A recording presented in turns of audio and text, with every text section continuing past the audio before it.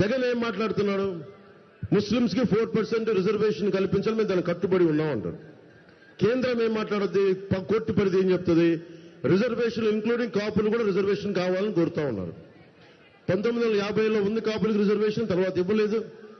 కానీ రిజర్వేషన్లు ఇవ్వకపోతే భవిష్యత్ ఆగిపోవాలా? ఈ రోజున జగన్ మాట్లాడుతున్నాడు ముస్లింకి 4% కట్టుబడి ఉన్నానని. నువ్వు ఇచ్చిన సిపిఎస్కే నువ్వు కట్టుబడి ఉండలా, ముస్లిం రిజర్వేషన్ మీద కట్టుబడి ఉండవు.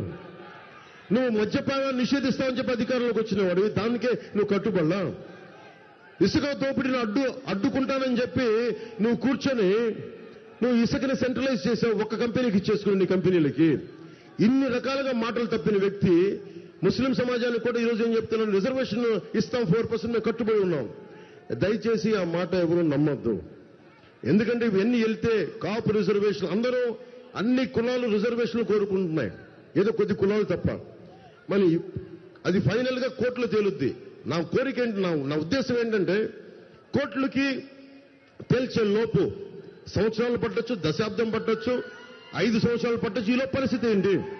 ఉపాధి అవకాశాలు ఎట్లా చేయాలి, ఉపాధి ఎలా కల్పించాలి, దీని మీద ఆలోచించారా?